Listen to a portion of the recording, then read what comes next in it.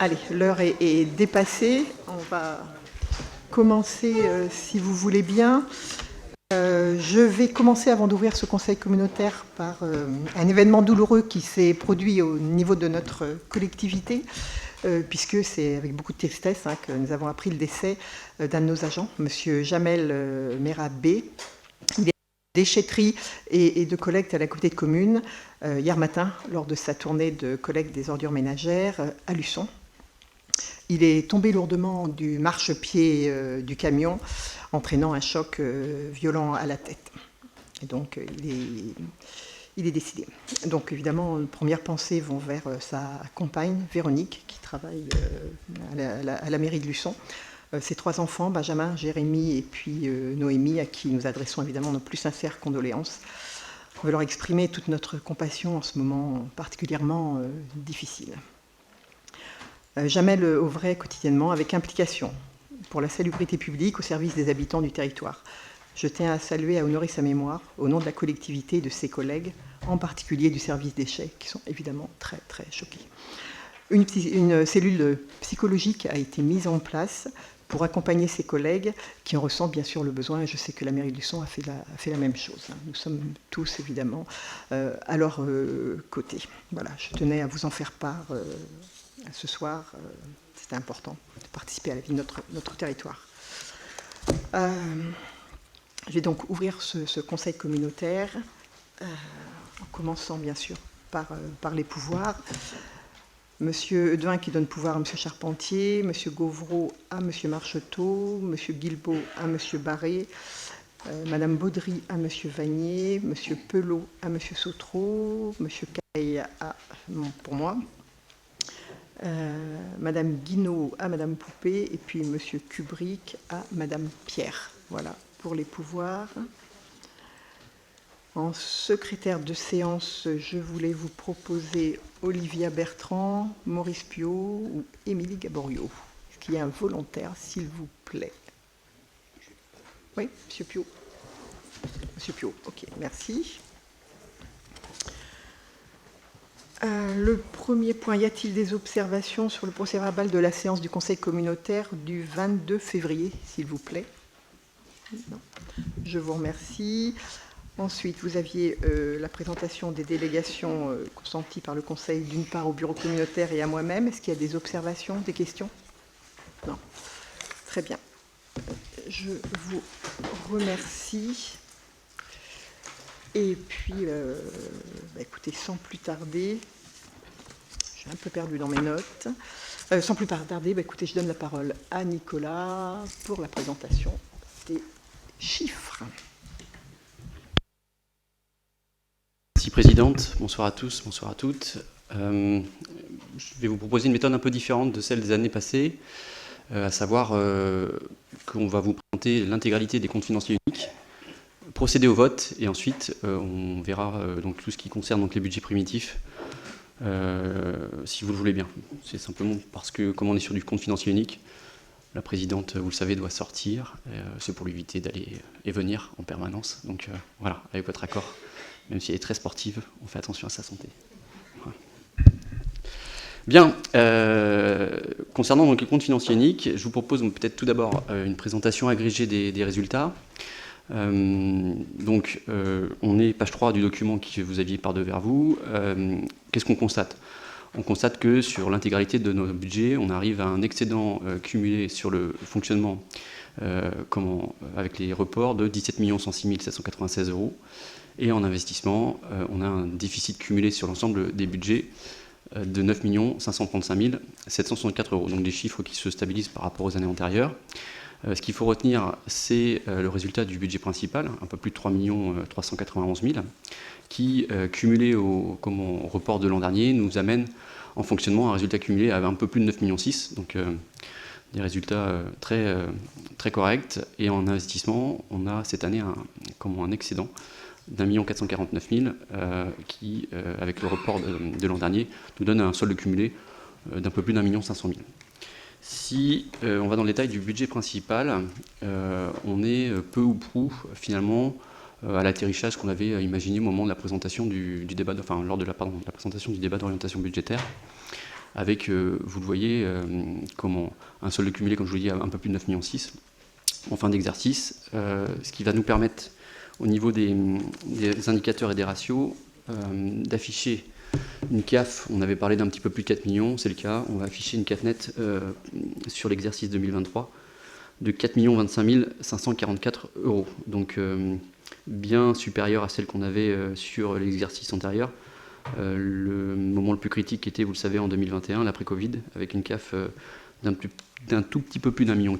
Donc un résultat effectivement confortable qui s'explique, comme j'avais eu l'occasion de le dire lors de la présentation du débat d'orientation budgétaire, par une levée de fiscalité supplémentaire, il faut être clair, et aussi par des dépenses moins importantes, notamment en matière de combustible, de fluide, que ce qu'on avait imaginé au moment de la construction du budget. Donc des bonnes surprises au niveau des dépenses, des recettes supérieures à celles qu'on avait sur les années antérieures, nous donne cette CAF nette conforme finalement à un EPCI de notre taille.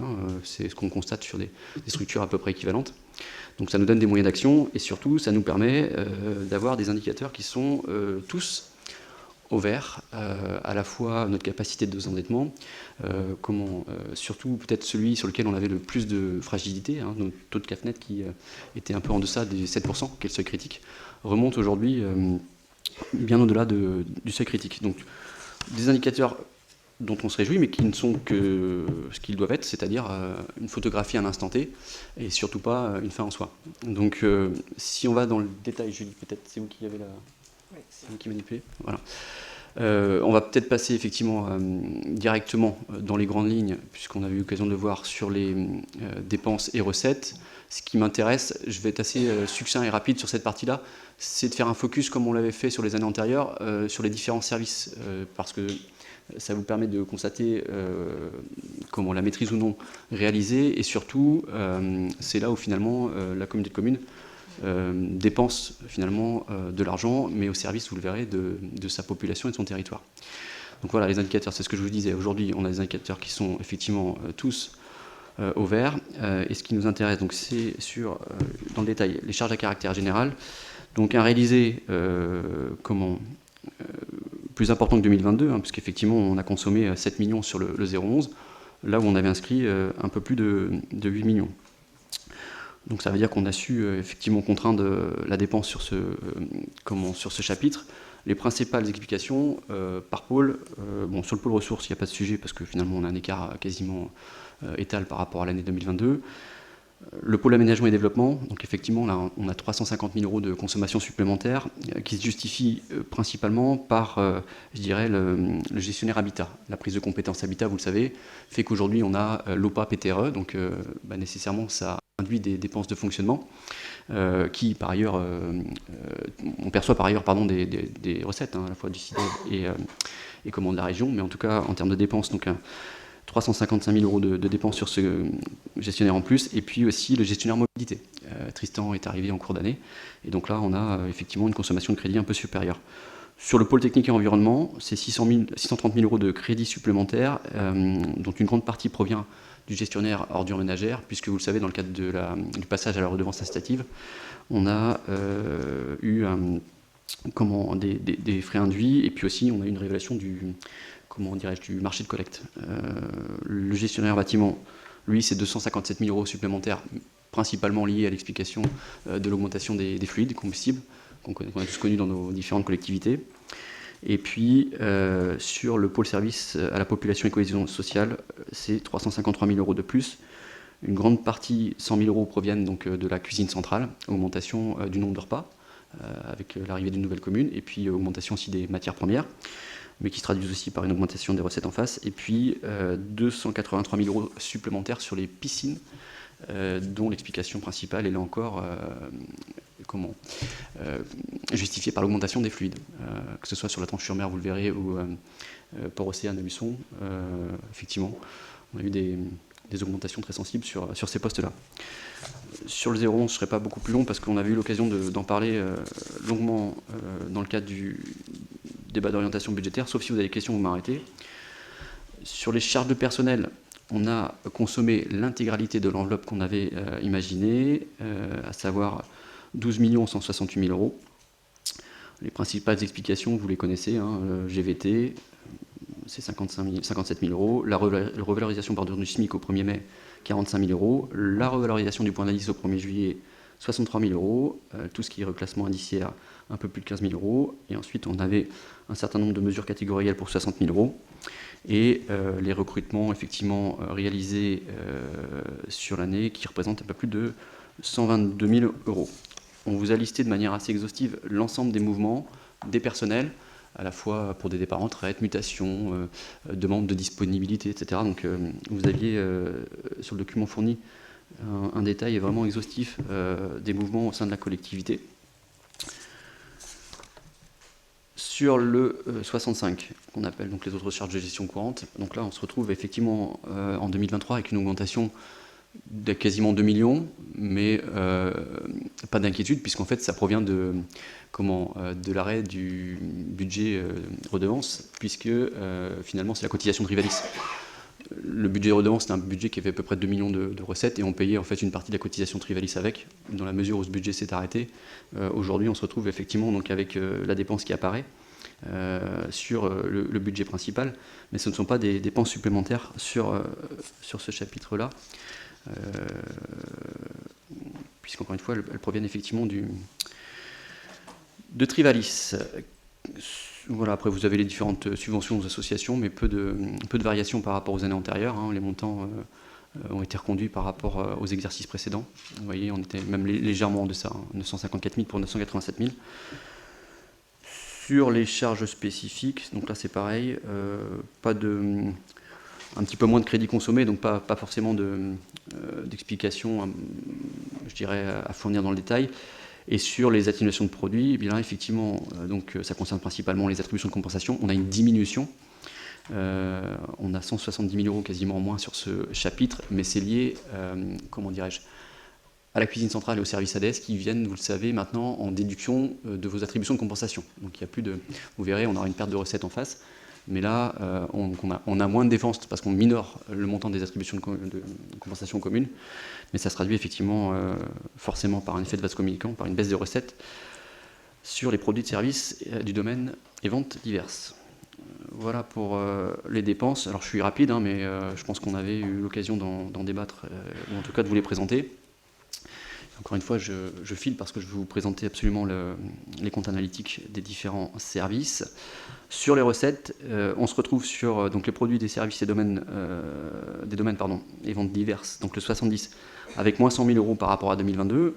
L'explication que je voulais donner, c'est la cuisine centrale, principalement, puisque on a quasiment 200 000 euros de recettes en moins, hein, puisque ça vient en diminution des attributions de compensation, et pareil pour la refacturation des actes d'urbanisme auprès des communes. Sur les impôts et taxes, donc là on affiche 5,5 millions de plus. Alors l'explication, 2 millions de redevances, c'est ce que je vous expliquais tout à l'heure, le budget étant terminé aujourd'hui, donc il y a 2 millions qui proviennent de la redevance, il y a 1,3 million qui proviennent du foncier bâti, les 2 points de foncier bâti qu'on avait voté l'an dernier, et on a également donc la TOM, hein, l'harmonisation à 4,47, qui fait qu'on a un peu plus de produits sur la TOM, et enfin l'effet base, avec l'augmentation, vous le savez, de 7,1, comme vous l'avez connu dans vos différentes collectivités, qui sont la principale explication de ces 5,5 millions. Mais la fiscalité que nous on a prélevée, donc le foncier bâti, encore une fois, c'est 1,3 million. Pas de questions, je continue là-dessus.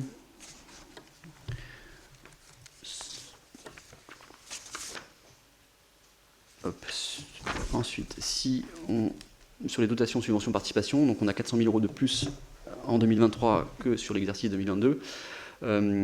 L'explication principale, en fait, elle est liée à des événements qu'on organise en fait de manière d'une année sur l'autre. Voilà, on a des événements qui peuvent être accompagnés par nos différents partenaires institutionnels. Donc, selon les événements organisés, on est davantage aidé ou subventionné par nos partenaires, ce qui explique finalement l'essentiel de la hausse des 400 000 euros sur ce chapitre. On a une DGF qui, elle, augmente très très faiblement, mais enfin, il faut quand même le souligner.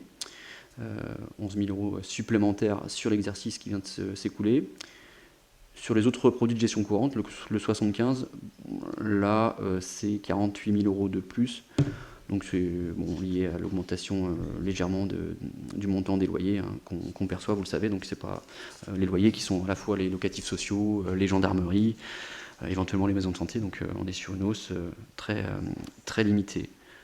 Les produits financiers, c'est l'accompagnement de l'État dans le cadre des emprunts toxiques. Donc là, les montants sont étals. On est autour des 396 000 €.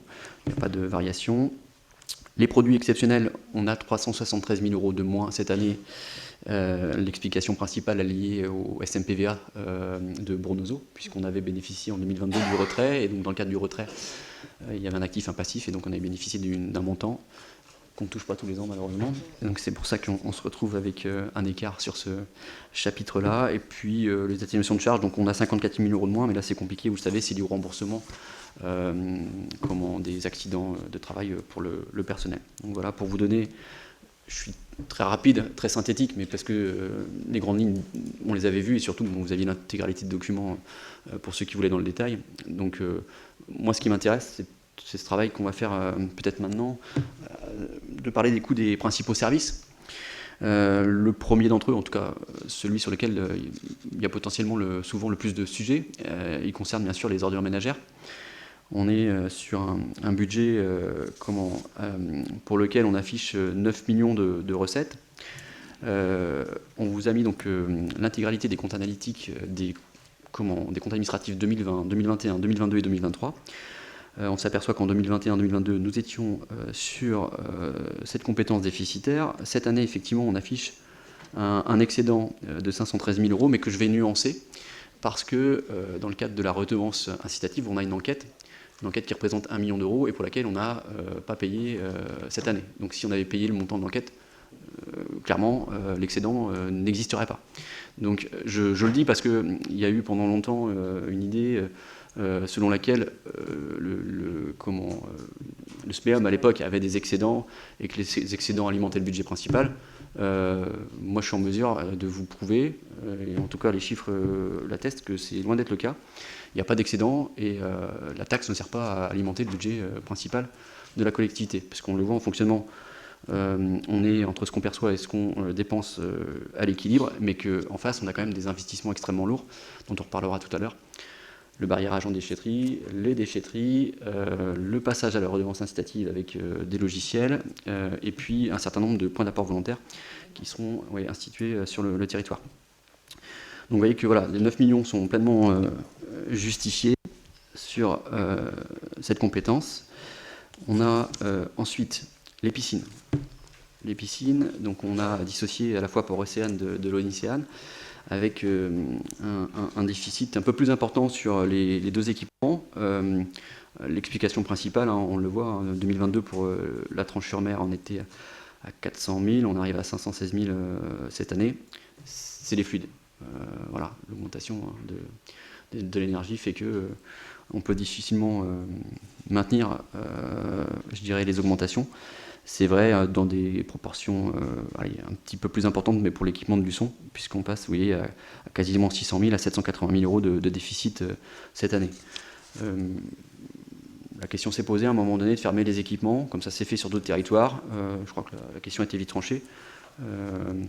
Oui, c'est un coût, mais c'est des équipements qui sont fréquentés pour beaucoup par des scolaires. Donc la volonté, je dirais, la collectivité, c'est de maintenir ce service le plus longuement possible. Voilà. Donc la seule chose qui a été faite, c'était de baisser d'1 degré la température des bassins.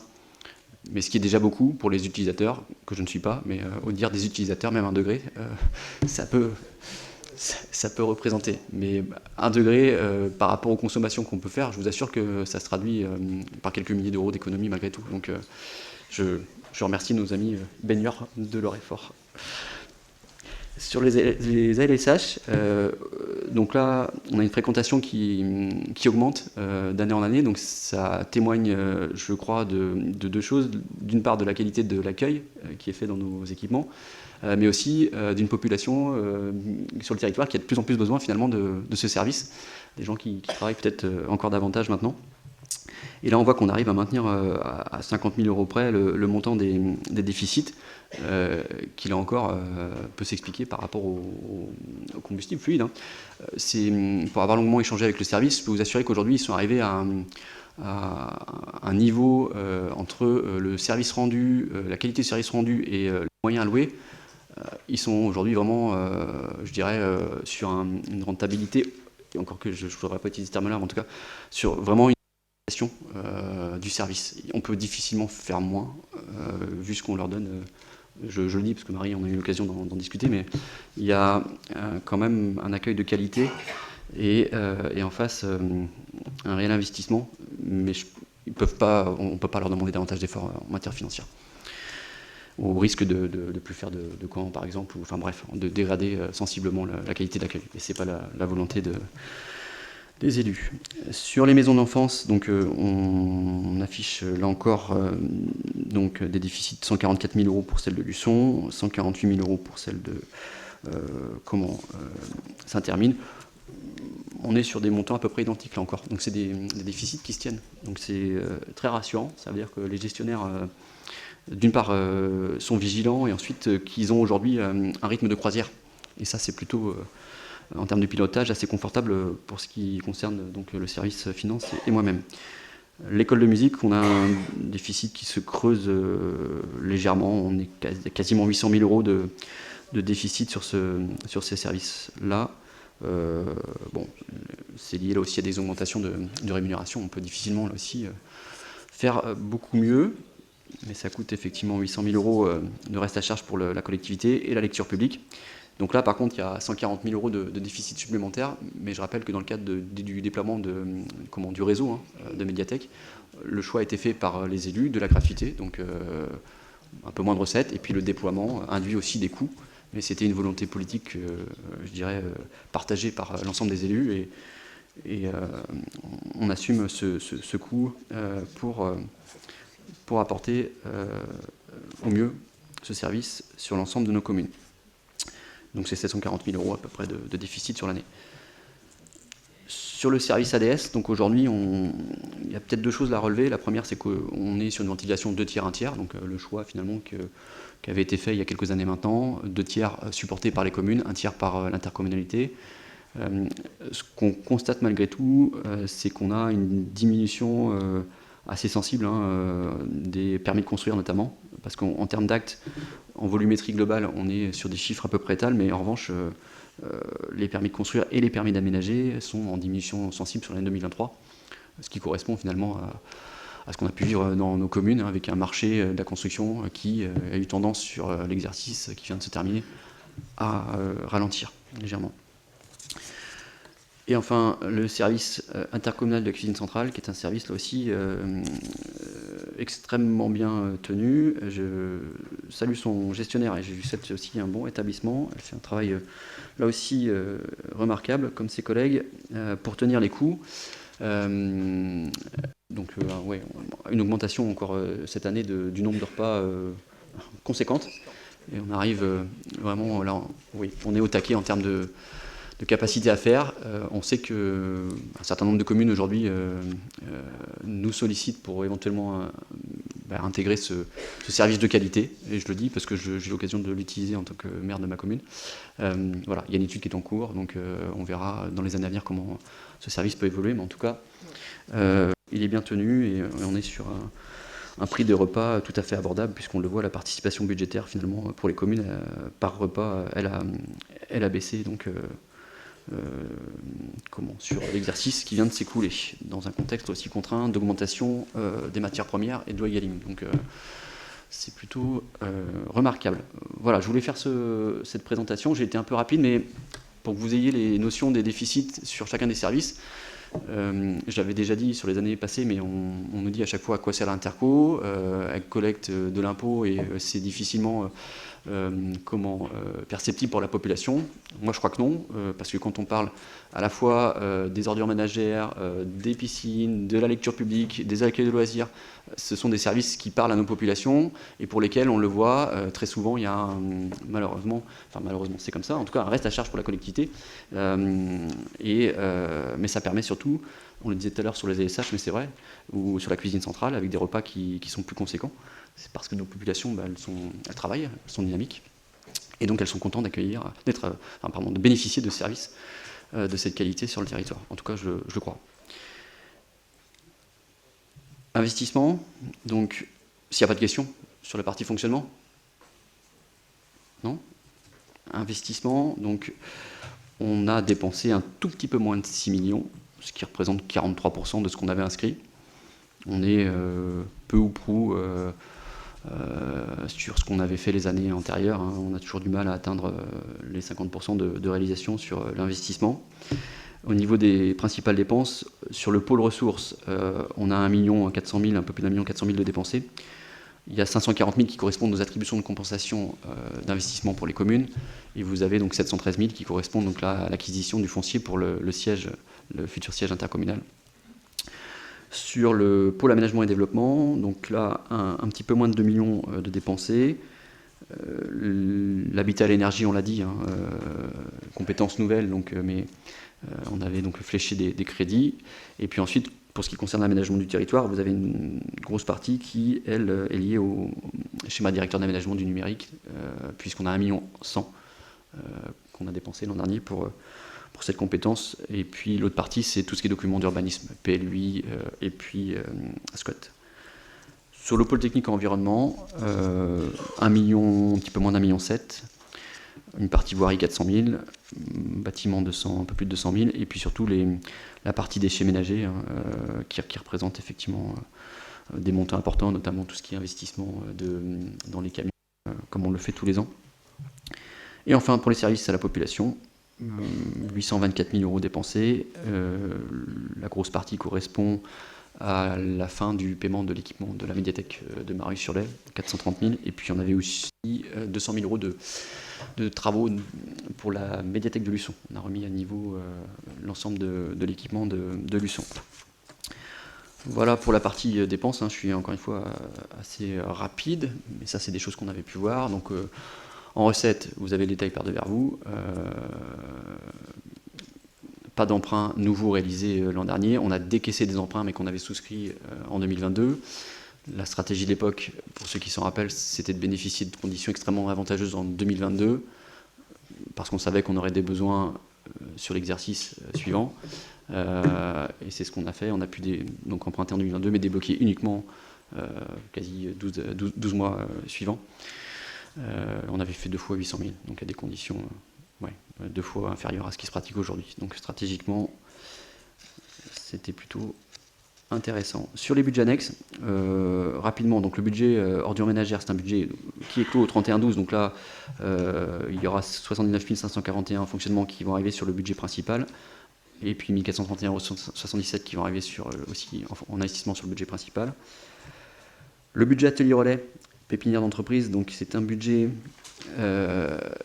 sur lequel on avait une problématique, j'ai déjà dit, donc il n'y a pas de secret, mais un déficit structurel, c'est-à-dire entre les loyers perçus et les charges constatées en face, eh bien, on n'arrivait pas à l'équilibre. On est aujourd'hui beaucoup mieux, notamment parce qu'on a fait un gros travail de cession qui nous permet aujourd'hui d'afficher finalement sur l'exercice avec les soldes cumulés 130 837 en fonctionnement, et en investissement on voit que d'un déficit de 2 millions l'an dernier, on arrive cette année à 219 000. Donc il y a eu un gros travail de fait, et je remercie Bruno et ses équipes parce que ça permet finalement à ce budget de reprendre un peu d'oxygène.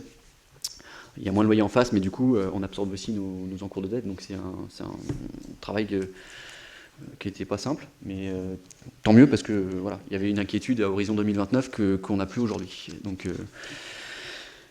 ça fait du bien. Sur le budget, puis je crois qu'il y a d'autres bonnes nouvelles à venir, on en parlait il y a quelques instants. Sur le budget annexe, SPIC, c'est la fusion du SPANC et donc du budget assainissement. Donc là, c'est pareil, c'est deux budgets qui fonctionnaient bien. Vous le voyez, on va arriver donc à un solde cumulé avec les exercices antérieurs sur le fonctionnement à 476 951 et un léger déficit de 36 138 € sur l'investissement. Donc ça, c'est un budget qui roule. Il n'y a pas d'observation particulière pour ce qui me concerne. Sur les ZAE, donc là, on est sur des écritures de stock, hein, donc pas d'inquiétude quand vous voyez les 2,8 millions de déficit en investissement, puisqu'en face vous avez aussi un solde cumulé de 2,05 millions en fonctionnement. On a fait quelques travaux, donc notamment sur Fermeneuve et puis sur Marotte, et puis en face on a eu un certain nombre de sessions, un petit peu plus de 467 000 € de sessions. Donc c'est pareil, c'est un budget qui fonctionne plutôt bien et avec une bonne dynamique là aussi, parce que on a encore vu récemment un certain nombre de sessions arriver prochainement et que vous aurez à l'ordre du jour lors des prochains conseils communautaires. Et puis sur le budget Vendée au pôle, donc là effectivement sur le fonctionnement un solde cumulé à 4,7 millions et puis en déficit 5 millions. Donc là c'est pareil, il y a eu des sessions quasiment 1 million l'an dernier, donc plutôt une bonne dynamique, et avec une autre bonne dynamique qui est arrivée prochainement, courant mai. L'état de la dette, donc nous étions lors de la fusion-création à 52 millions, janvier 2020 46 millions, on est aujourd'hui donc à quasiment 11 millions de moins, 35 millions.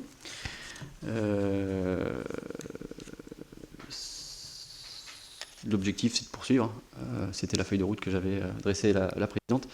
Il y avait à la fois un travail nécessaire et qui a été mené sur tout ce qui concerne la renégociation de la dette. Donc on l'a fait, ce travail-là, il y a quasi 2 ans maintenant, 2 ans et demi. On a racheté nos encours à des conditions extrêmement favorables, tout ce qu'on a pu racheter en tout cas. Donc ça, aujourd'hui, ça nous permet d'amortir beaucoup plus vite et ça limite aussi nos charges financières. Et surtout, on a limité notre recours à l'emprunt. Les seuls faits, je vous l'ai dit, c'est soit des précaves, soit les 1,6 million qu'on a souscrit l'an dernier, parce qu'on voulait bénéficier de conditions avantageuses, ce qui a été le cas.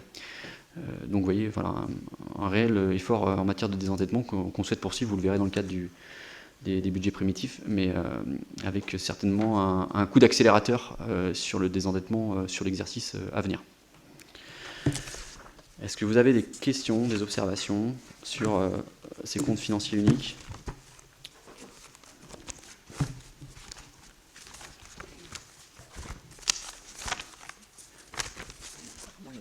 Pas de questions ? Du coup, je demanderai à la présidente de sortir, comme ça on va pouvoir voter, et puis après elle restera avec nous toute la soirée.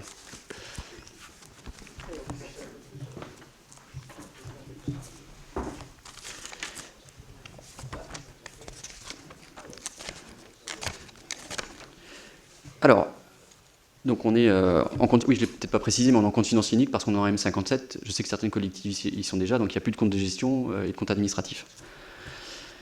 C'est la fusion des deux. Donc, sur le budget principal, ce qui vous est demandé, donc, c'est d'approuver le compte financier unique du budget 700 avec donc un solde d'exécution pour l'exercice en fonctionnement de 3 391 378,98 € et en investissement d'1 449 521,04 €, ce qui donne donc pour le fonctionnement un solde cumulé de 9 625 560,08 € et un déficit sur l'investissement d'1 530 590,14 €. Pas de questions, je le mets à vos voix. Des gens sont contre ? S'abstiennent ? 2 abstentions ? Une ou qu'une seule ? Non, ce que vous aviez le pouvoir, je crois. Mais une seule. Ok. Une abstention. Des gens sont contre ? Je vous remercie. Sur les 702, le budget déchets ménagers, donc là, en fonctionnement, un solde d'exécution de 91 281,89 €. En investissement, on est à 0, ce qui nous donne un solde cumulé en fonctionnement de 79 541,66 € et en investissement, 1 431,77 €. Est-ce que des gens sont contre ? S'abstiennent ? Merci. Budget annexe atelier relais.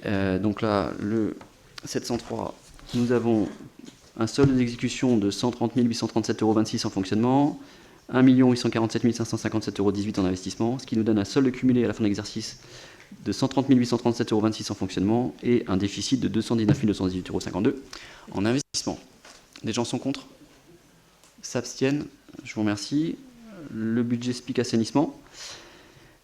On a un solde d'exercice sur le fonctionnement de 165 289,69 €, en investissement 53 765,77 €, ce qui nous donne pour le fonctionnement un solde cumulé à la fin de l'exercice de 467 951,89 €, et en investissement un solde cumulé de 36 138,57 €.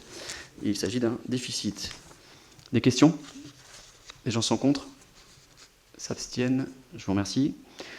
Sur les ZAE, le 705, du coup, on a un solde à la fin de l'exercice qui est de 2 861 099,86 € sur le fonctionnement, et en investissement un déficit de 2 806 803,23 €, ce qui nous donne un solde cumulé en fonctionnement de 2 50 934,29 €, et sur l'investissement un déficit de 2 689 705,36 €.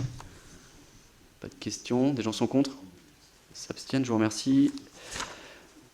Et enfin, le Vendée-au-Pôle, on a un solde d'exécution en fonctionnement donc, pour l'exercice 2023 de 12 117 820,19 €, un déficit en investissement pour l'exercice de 11 511 100,45 €, ce qui nous donne pour le fonctionnement un solde cumulé de 4 742 971,66 €, et pour l'investissement un déficit de 5 61 541,92 €. Pas de questions? Des gens sont contre? S'abstiennent? Je vous remercie. Et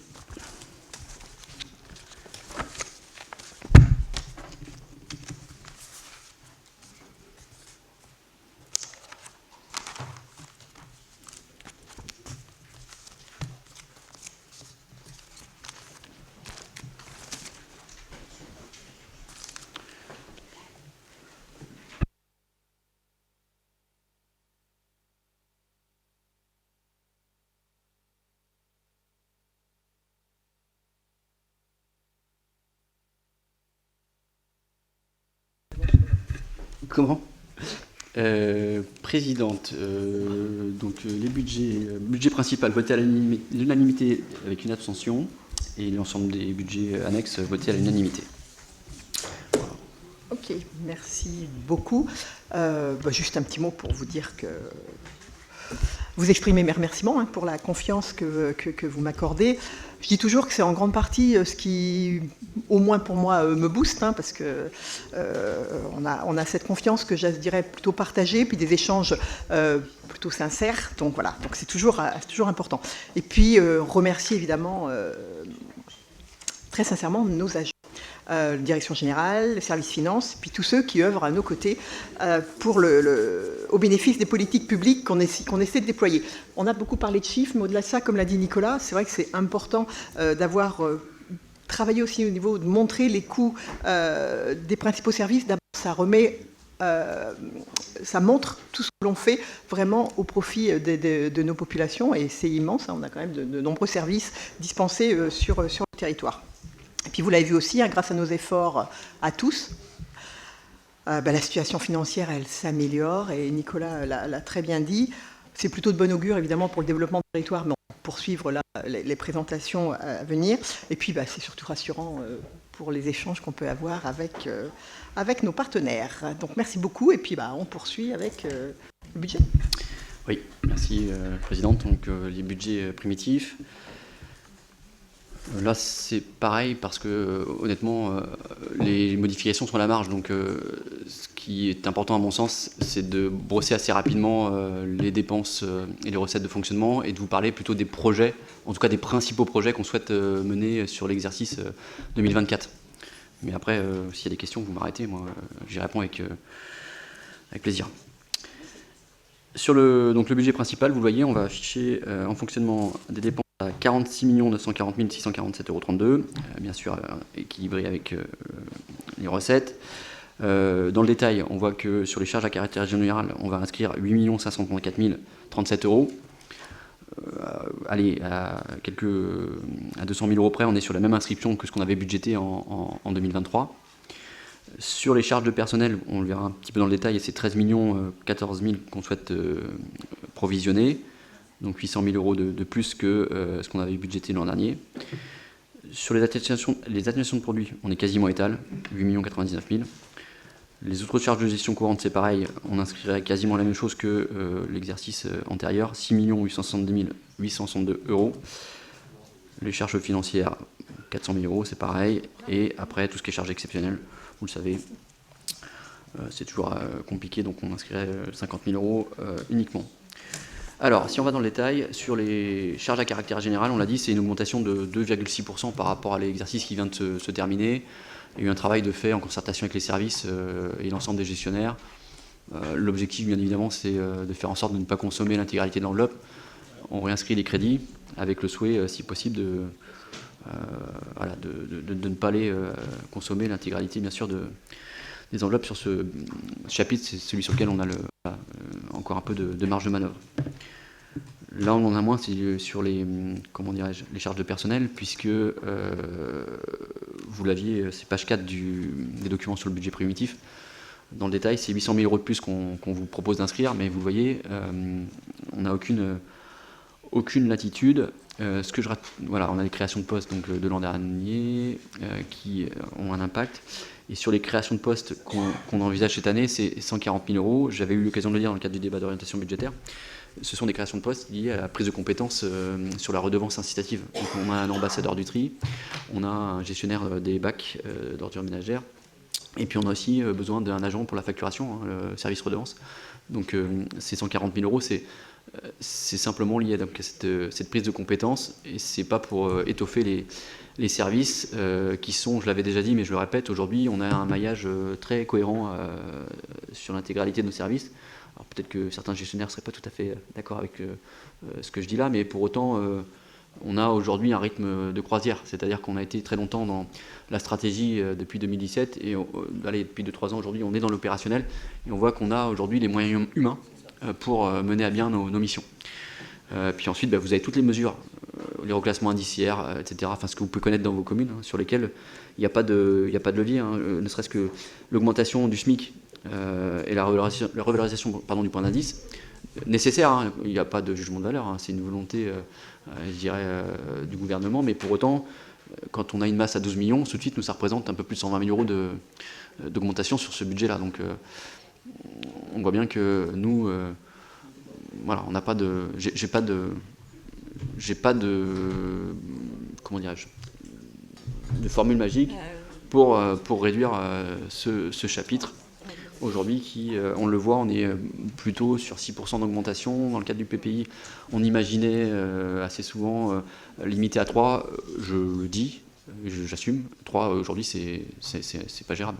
C'est pas gérable aujourd'hui, compte tenu de la masse. Donc on est plutôt autour des 5-6.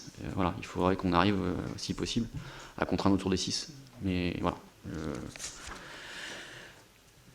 Sur les autres charges de gestion courante, donc là on va avoir une légère baisse sur le 65, qui s'explique pour partie à notre baisse de contribution auprès de Trivalis, puisque vous le savez, on ramasse plus les campings aujourd'hui, donc il y a aujourd'hui donc une Trivalis qui nous demande une contribution moins importante. Et puis on a aussi quitté le syndicat Sud-Vendée Tourisme, donc auprès duquel on versait une participation à l'année de quasiment 100 000 €, 96 000 €. Ouais. Donc c'est ce qui explique qu'on va avoir une baisse sur ce chapitre. Sur les charges exceptionnelles, donc le 67 et les attestations de produits, là je dirais une inscription quasi équivalente. Pour moi, pas de sujet.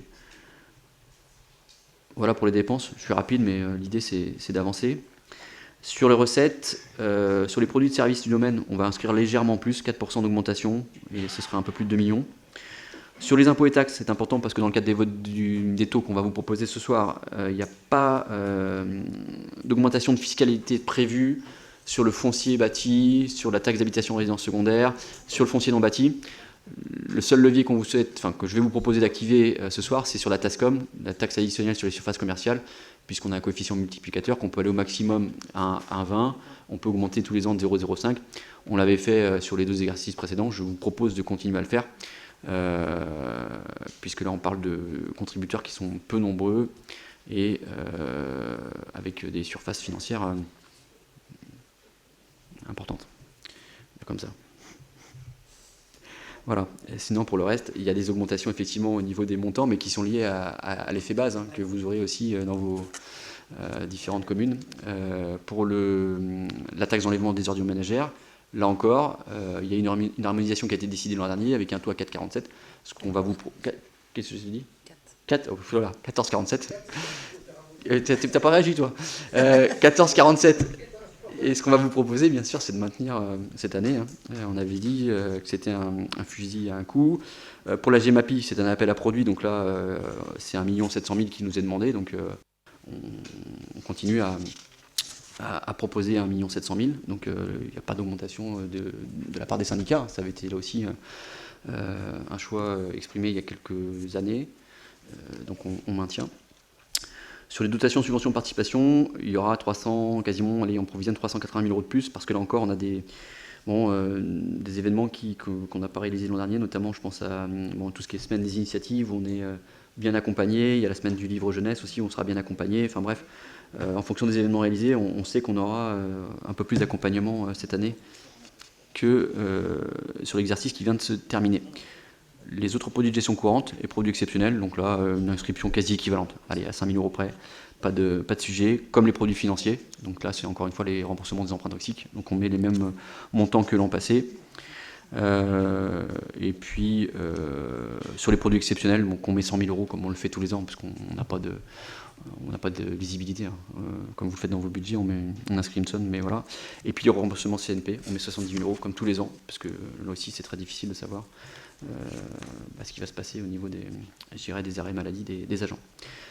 Voilà sur les recettes d'un fonctionnement et les dépenses de fonctionnement sur le budget principal. Donc vous voyez que je suis rapide, mais il y a eu suffisamment d'échanges concis, mais lors du débat, ou en tout cas pas d'échanges, mais de présentation. Puis moi, ce que je pense important, c'est d'aller tout de suite sur les investissements. C'est à quoi sert finalement qu'est-ce qu'on va faire sur le territoire demain? Donc on inscrit un peu plus de 16 millions de dépenses que je vais vous détailler, qu'on imagine financées par des subventions d'équipement, 2 374 000 euros, par du FCTVA, 2 300 000, grâce aussi à notre CAFNet d'un peu plus de 4 millions. On a, vous l'avez vu, des excédents intérieurs assez conséquents, donc pour pouvoir financer ces 16 millions, dans le cadre de l'exercice budgétaire, on proposerait d'aller en mobiliser une partie, un peu moins de 6 millions. Et puis, pour qu'on équilibre tout ça, 1,6 million d'emprunts nouveaux, que je ne souhaite pas réaliser, mais encore une fois, on est dans un budget primitif, comme vous le faites dans vos communes. Il faut que ça s'équilibre, donc on équilibre. Sur les autorisations de programme, vous le verrez tout à l'heure, on a des inscriptions nouvelles à faire. Elles sont au nombre de 4. On aura donc ce qu'on appelle les SPR-PDA, sites patrimoniaux remarquables et périmètre des abords protégés. La construction de la maison de l'enfance, ça s'intermine. L'acquisition d'instruments de musique, c'est plus une réécriture, parce qu'on l'avait déjà eu par le passé. Et puis enfin, la prise de compétences mobilité, où là, on a le gestionnaire qui souhaite qu'on inscrive donc une APCP à hauteur de 658 152 euros. Mais je vais vous le détailler tout à l'heure. Alors, au niveau des principales dépenses, où est-ce qu'on va dépenser notre argent cette année? Eh bien, déjà, on va mettre un petit peu moins de 500 000 euros sur les fonds de concours. 480 000 euros pour 2024. On aura d'ailleurs 2 délibérations ce soir en ce sens. Sur le pôle ressources et fonctions support, donc la communication, c'est 105 000 euros. Je passe rapidement parce que par rapport aux années antérieures, il n'y a pas de sujet, on va dire. L'informatique, donc c'est 316 000 euros de dépenses en investissement. Une partie pour le jumeau numérique et une partie pour tout ce qui concerne l'acquisition de données géographiques. Ça représente, donc le jumeau numérique, c'est quasiment 57 000 euros de dépenses. Et l'acquisition de données géographiques, c'est 89 000 euros. Donc ces données, elles sont nécessaires. On a un SIGIST aujourd'hui, dont les communes vont pouvoir bénéficier de sa capacité, de ses compétences prochainement. Mais pour ça, on a besoin d'acquérir de la donnée. Prévention, il n'y a pas de sujet, donc je passe. Gestionnaire ménage, c'est pareil. L'économie, on va inscrire un petit peu moins de 300 000 euros pour la refonte de la signalétique, et ce qu'on appelle la requalification des zones d'activité. On va inscrire aussi 470 000 euros pour les aides aux entreprises. Alors, 470 000 euros, c'est 340 000 euros d'inscription nouvelle, parce qu'après on a des restes à réaliser, hein, donc des demandes qui avaient été formulées sur l'exercice antérieur, mais c'est pour ça qu'on arrive à cette somme de 470 000 euros. Et puis enfin, on a la requalification de l'Épinasse, donc c'est du reste à réaliser, mais c'est pareil, c'est quand même 380 000 euros, avec un équipement qui devrait être livré, Bono, en juin. Un bel équipement avec un gestionnaire qui a été trouvé, enfin bref, on en dira deux mots si vous voulez, qui sera donc opérationnel très prochainement. Le tourisme, c'est 445 000 euros d'inscription. La grosse partie de l'explication, elle provient sur l'aménagement des OT de Saint-Michel et surtout de Luçon. Voilà. La mobilité, donc là, effectivement, t'as été gourmand, hein, 685 000 euros. Oui, mais c'est ça. 685 000 euros. Ouais, c'est vrai qu'il n'y a pas grand-chose au départ. Il était calme au départ. Donc, et c'est vrai qu'il y a un vrai besoin sur cette compétence. Donc là, Tristan souhaite inscrire. Donc il y a tout ce qui concerne donc l'étude de mobilité, c'est 87 000 euros. Il y a le schéma des déplacements actifs. On a des restes à réaliser pour 68 000 euros. On a des aménagements cyclables, c'est 87 000 euros. Et puis enfin, la fameuse APCP dont je vous ai parlé, qui représente sur 2 ans 658 000 euros. Donc voilà, on met les moyens, monsieur le vice-président, pour l'exercice de la compétence. Bon, très bien. Mais c'est attendu sur le territoire de toute façon. Ouais. Oui, je sais. Sur l'aménagement du territoire, 1 500 000 euros. Donc là, on a 561 000 qui vont aller pour la fibre. Ce sera le dernier paiement. Voilà, c'est la bonne nouvelle. On a ensuite 300 000 euros qui concernent donc l'élaboration du PLUI. Hein. On a ensuite une somme importante pour l'étude sur la stratégie de la résilience. Ouais. 434 000 euros d'études, et dont une très très grosse partie est subventionnée par le département et la région. Oui. Un soutien fort, donc avec une prise en charge à hauteur de quasi 80%, si je ne dis pas de bêtises. Si, je dis une bêtise. Je pourrais pas dire exactement. En tout cas, un soutien très fort sur cette étude qui va nous servir, mais pas que, si j'ai bien tout compris. Si. Oui, mais de toute façon, c'est un engagement fort sur notre territoire. Hein. Oui. Et en effet, ça va servir sur d'autres territoires, parce qu'on s'inscrit dans une dynamique. Enfin, on pourrait en parler le plus. Mais c'est vrai que cette étude, elle va enrichir aussi les documents qu'on est en train de construire sur le PLUI. Voilà, elle n'est pas pour la tranche et les lieux à presqu'île, c'est aussi une notion à prendre en compte sur tous les documents que nous allons élaborer dans le futur. Sur les sites patrimoniaux, donc c'est ce que je vous disais, il y a une APCP sur deux années, 170 000 euros. Sur l'habitat et l'énergie, 1 545 229 euros.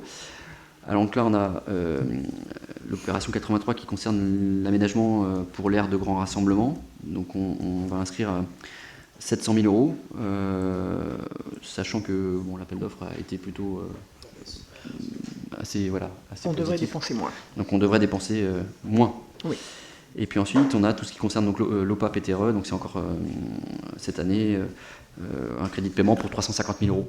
Mais dans le cadre de la montée en compétence du guichet unique de l'habitat, c'est quelque chose qui avait été établi au niveau du PPI. Sur les déchets ménagers, donc là un gros morceau, 5,8 millions. On a 320 000 euros pour l'acquisition de véhicules de collecte. Ensuite, on a 2 298 000 euros pour tout ce qui concerne la tarification incitative, puisqu'on a des points d'apport volontaires sur la commune de la Tronche-sur-Mer. Donc là, on provisionne un peu plus d'1 million d'euros. Puis ensuite, vous avez les bacs, le remplacement des bacs, tout ce qui concerne aussi le barriérage, enfin bref, donc un très gros morceau, mais là aussi nécessaire dans le cadre du passage à l'ARI. On a ensuite sur la partie bâtiment, la construction du CTI, c'est 2 935 000 euros qu'on va dépenser cette année, équipement qui devrait être opérationnel Eric en fin d'année, c'est ça ? Oui. Parfait. Pour l'énergie et le développement durable, 133 000 euros, 100 000 euros pour la société de projet, la Vendée Énergie, pour laquelle vous êtes nombreux à solliciter les services, mais on en dit deux mots, Présidente, peut-être en ce moment. Non, il n'y a pas de mots. Il y a des demandes fortes, on y travaille aujourd'hui sur les projets. il y a une réunion, en fait, ce qui m'ennuie, c'est pas que je ne veux pas en discuter, c'est qu'en fait, on a une réunion pour voir et la stratégie, et puis voir comment est-ce qu'on avance dans la programmation lundi prochain. Donc Ok. ça permettra d'avoir des choses plus concrètes à développer. Voilà, je ne veux pas dire de bêtises, surtout avant, quoi. Sur les bâtiments, toujours, là, on prévoit 2,2 millions pour cette année, notamment pour le siège. Cette année, uniquement des études, 731 000 € pour avancer sur ce dossier-là.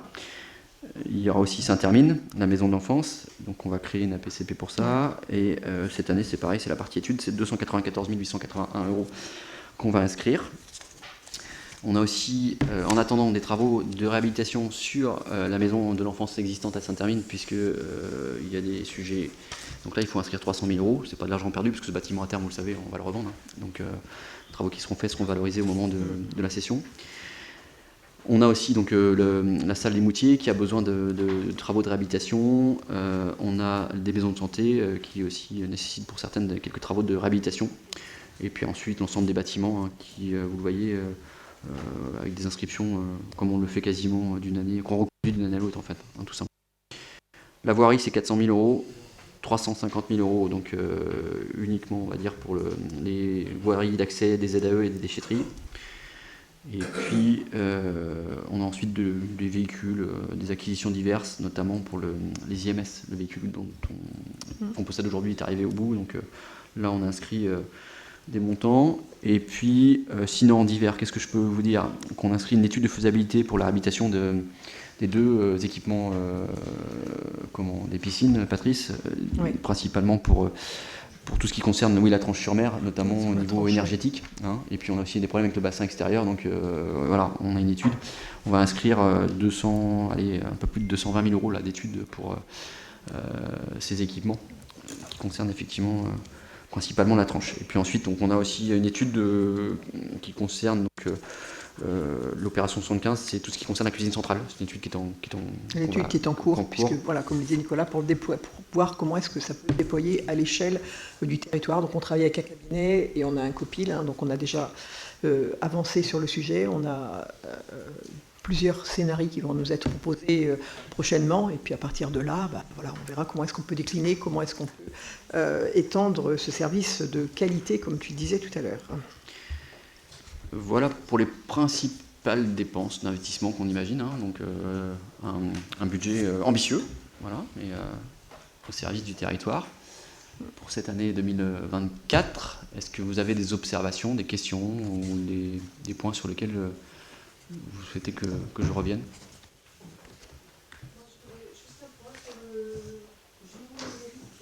Oui.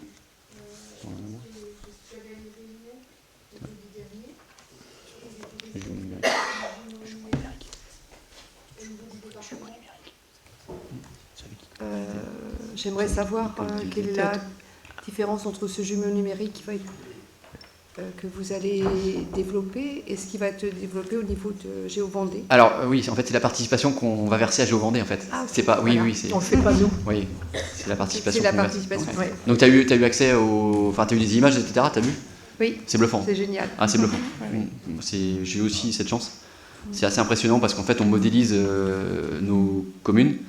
Et ça vous permet donc ça permet de se projeter avec un bâtiment, je dirais à l'instant T, l'implantation d'un bâtiment futur, et on voit tout de suite ce que ça donne d'un point de vue architectural, son insertion, etc. Enfin, c'est d'une précision bluffante. Enfin, le jour où, enfin, ça arrive, hein, c'est pour demain. Et donc effectivement, c'est uniquement notre participation. D'accord, c'est la participation. Ouais. Okay.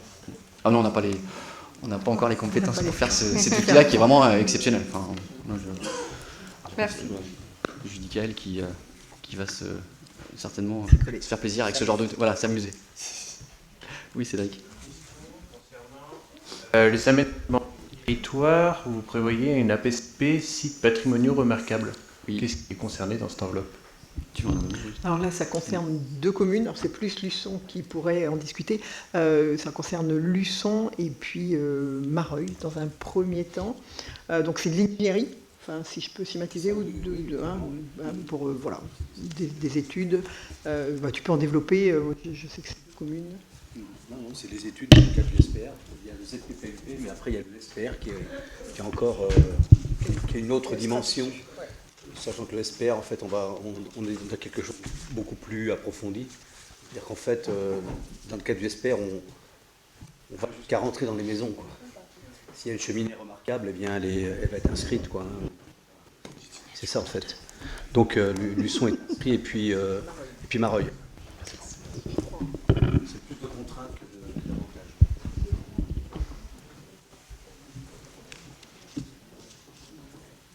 Est-ce que vous avez d'autres questions?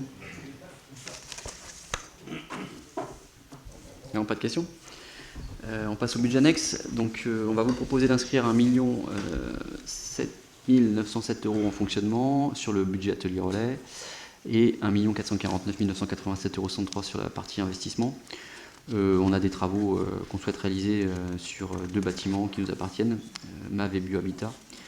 Et puis ensuite, on vous a listé les loyers qu'on perçoit pour le moment, parce que vous le verrez, il y a des bâtiments notamment qui, dans cette liste, seront cédés cette année.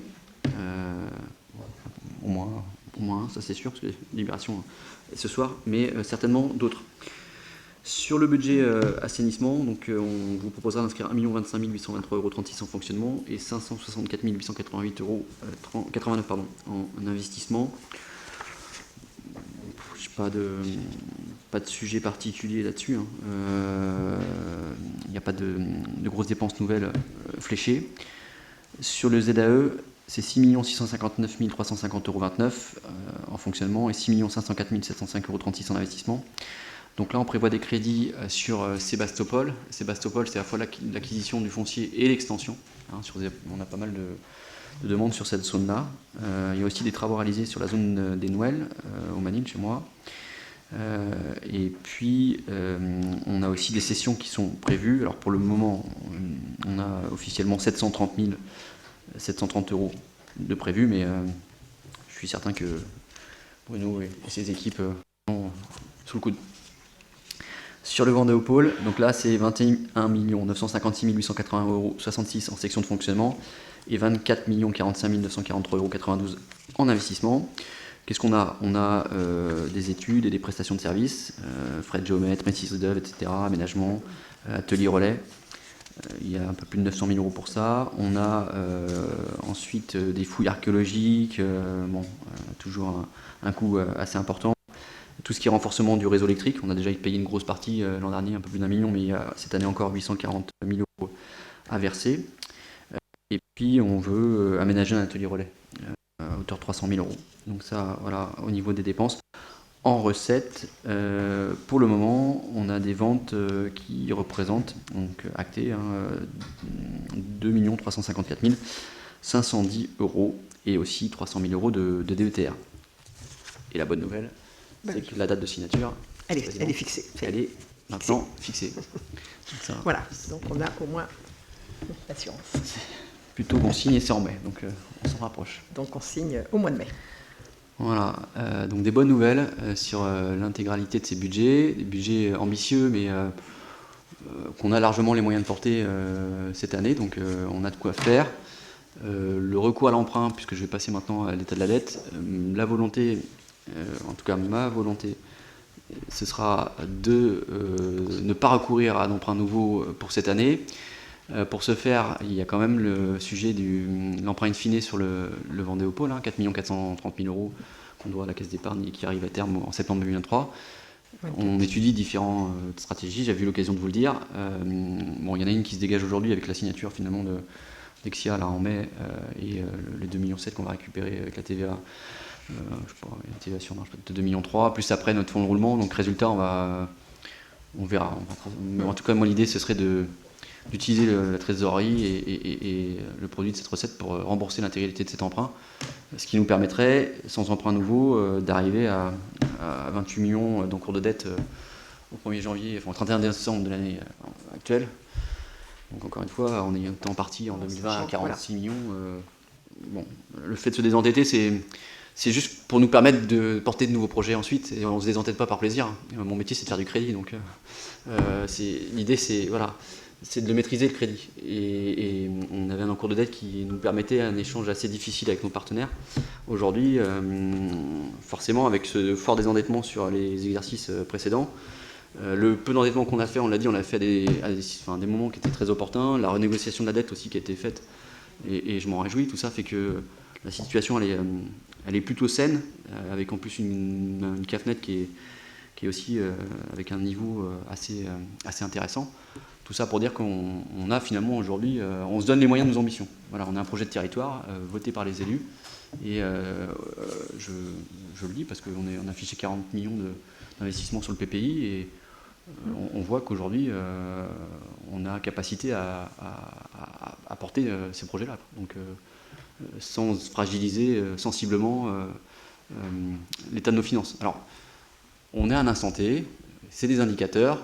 Je ne me veux pas plus angélique, c'est pas dans ma nature.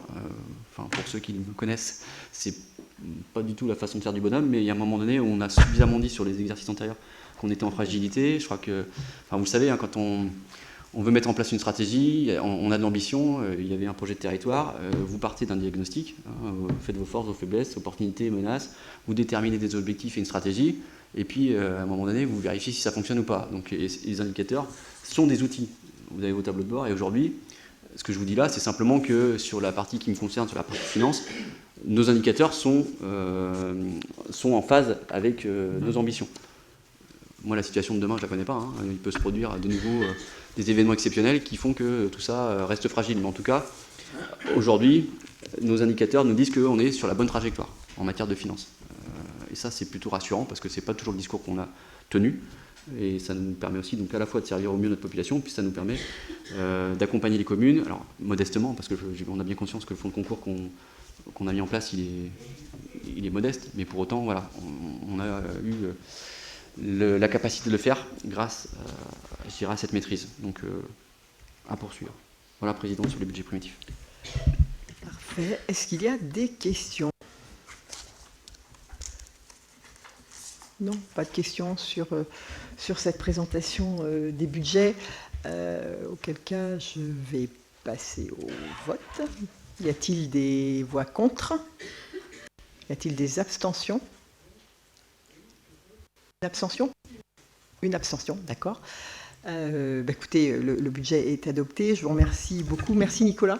Je tiens à le dire pour cette présentation, parce qu'en fait, quand on écoute... Je vais remercier Julie. Ouais. Bon, je le ferai voter un par un après. Tu les fais voter un par un après? Ah bah parce que là, sur les trucs... Alors, je veux juste dire quand même, quand Nicolas le présente, tout à l'heure, il vous dit je vais être rapide. Il a été rapide, mais c'est pas ça ce que je veux dire. C'est qu'il a été concis. Il est concis et il est...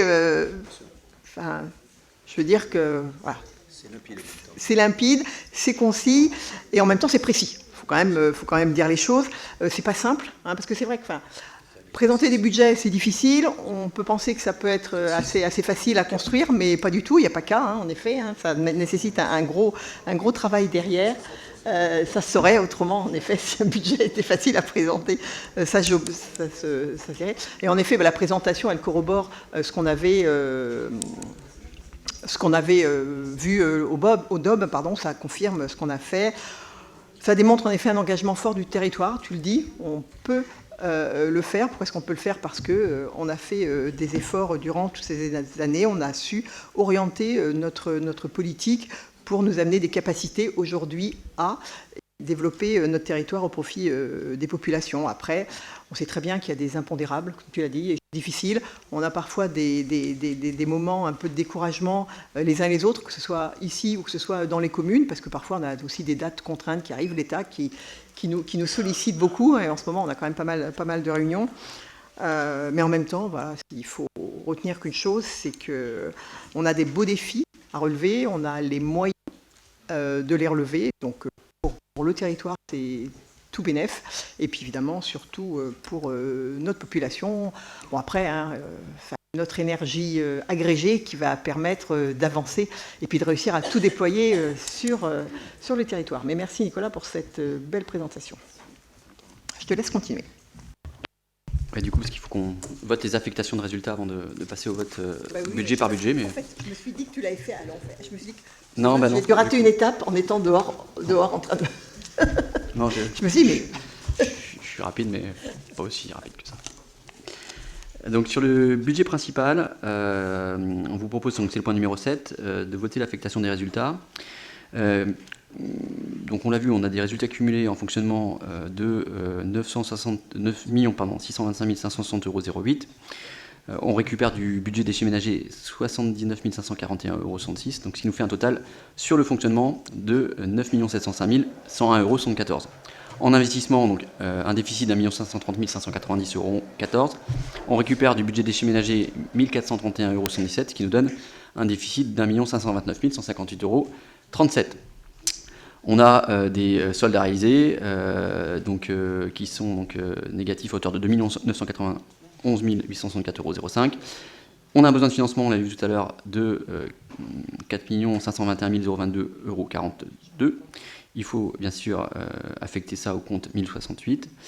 Et donc ensuite on a des reports à réaliser sur la partie fonctionnement 5 184 179,32 €, et un déficit sur la partie investissement d'1 529 158,37 €. Est-ce que vous avez des questions?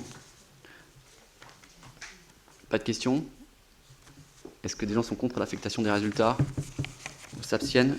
Merci. Sur le SPIC, on a, je vais être un peu plus rapide, au compte 1068, il nous faut inscrire 36 138,53 €, et on a un report en section de fonctionnement de 440 813,36 € et un report en section d'investissement de un déficit de 36 000 € et 36 138,53 €. Pardon. Des questions? Les gens sont contre? S'abstiennent? Je vous remercie. Sur le budget atelier relais, donc là, on a une affectation au 1068 de 130 837,26 € et on aura un report en section d'investissement, un déficit de 219 218,52 €. Des questions? Pas de questions, merci. Est-ce que les gens sont contre? S'abstiennent? Parfait. Sur le ZAE, du coup, on a un report en section de fonctionnement de 2 50 934,29 € et en investissement un déficit de 2 689 705,36 €. Des questions? Les gens sont contre? S'abstiennent? Merci. Sur le Vendéopole, pour terminer au niveau de l'affectation des résultats, on a donc en section de fonctionnement 4 742 971,66 € et en investissement un déficit de 5 61 543,92 €. Des questions? Les gens sont contre? S'abstiennent? Je vous remercie. Vote des taux.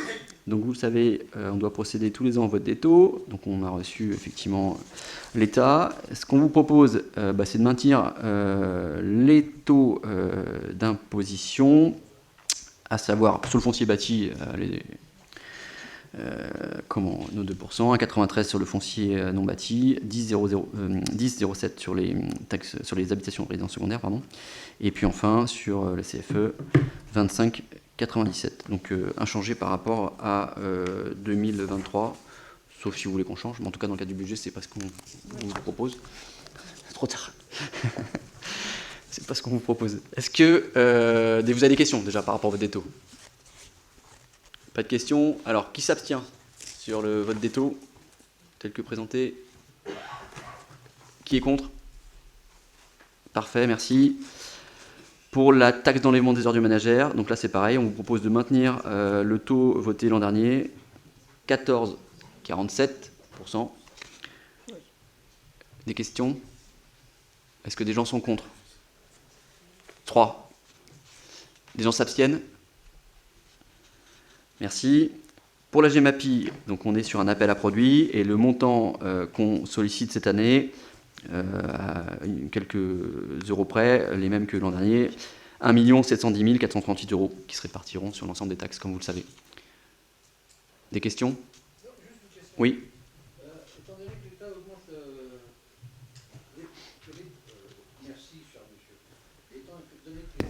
l'État augmente l'État augmente les bases de 3,9, donc on va avoir plus de recettes. Non. Nous, on fait un appel à produits. On leur dit on a besoin d'1,7 million. Oui, d'accord. Ils vont chercher 1,7 million. Donc, on aura exactement la même somme qu'on a payée l'année dernière. Une queue de cerise près. Ouais. Non, parce qu'on que est- j'ai fait mes comptes, parce que pour les ordures ménagères, ça sera pas pareil. Ça sera pareil. Ah ben non. Non, donc ça va, Non, ça va augmenter. Pour le foncier des communes, ça va augmenter. Pour le foncier des 2%, ça va aussi augmenter. Donc, Non, pas la GEMAPI. pas la GEMAPI, La d'accord. GEMAPI, c'est un appel à produit. Donc en fait, c'est les D'accord. services fiscaux qui répartissent, si tu veux, D'accord. sur les différentes taxes. D'accord. Mais donc tu n'auras pas d'augmentation sur cette Oh, partie. ben, c'est une augmentation. Bah, après, on peut augmenter si tu veux. Ben, je pense que c'est déjà pas mal. Ou le reste, s'il n'y a pas assez. Non, ça te va? Ok. Je sais pas si elle est bonne, mais en tout cas, c'est celle-ci, ça c'est sûr, ça, je te le confirme.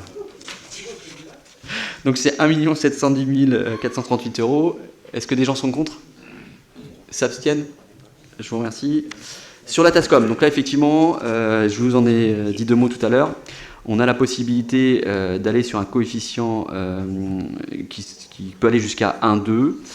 Donc là, on vous proposerait, nous, d'augmenter le coefficient multiplicateur de 0,05 et donc de le fixer à 1,15 au lieu d'1,10 l'an passé. Est-ce que vous avez besoin de précision sur cette évolution? Ok. Est-ce que des gens sont contre? Alors, oui, participe pas. Madame Peigny, vous êtes contre? Qui s'abstient? Merci. Ensuite, sur les budgets, donc le budget principal qu'on vous a détaillé il y a quelques instants, on vous propose donc d'inscrire en fonctionnement 46 940 647,32 €, en investissement 20 257 397,29 €. Est-ce que les gens sont contre? S'abstiennent? Une seule? Ok. Sur les APCP, donc les APCP, on vous propose d'inscrire, donc, comme je vous le disais tout à l'heure, 4 APCP supplémentaires, les sites patrimoniaux remarquables, la construction de la maison de l'enfance de Saint-Hermine, le matériel de musique et enfin la mobilité. On va en supprimer certaines puisqu'elles n'ont plus lieu d'être. Donc tout ce qui concerne donc, la signalétique directionnelle, des pistes cyclables qui se terminent également, sur les déchets ménagers et enfin sur la Vélodyssée. Donc ces suppressions, c'est 223 702 € en crédit. Et donc vous avez la ventilation pour le SPR PDA, c'est 230 000 qu'on va flécher sur 2 ans. La maison de l'enfance, 2 948 811 sur 3 exercices.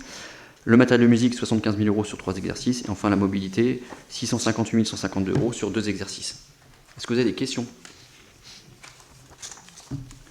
Est-ce que des gens sont contre? S'abstiennent? Une abstention. Sur le budget atelier relais et pépinière d'entreprise, on vous propose d'inscrire en section de fonctionnement 1 7 907 € et en investissement 1 449 987,63 €. Est-ce que des gens sont contre? S'abstiennent? Merci. Le budget SPIC, du coup, on inscrirait en fonctionnement 1 25 823,36 €, en investissement 564 888,89 €. Des gens sont contre? S'abstiennent? Je vous remercie. Sur le ZAE, en fonctionnement 6 659 350,29 € et en investissement 6 504 705,36 €. Des abstentions? Des contre? Merci. Le Vendéopole, donc en fonctionnement 21 956 880,66 € et en investissement 24 45 943,92 €. Des gens sont contre? S'abstiennent? Merci beaucoup. Vu pour la partie budget, j'enchaîne avec des subventions. La première, elle concerne la SPL de la Tranche-sur-Mer, Évasion. C'est dans le cadre des vélos régalades. Donc c'est un montant qu'on alloue déjà depuis 2017.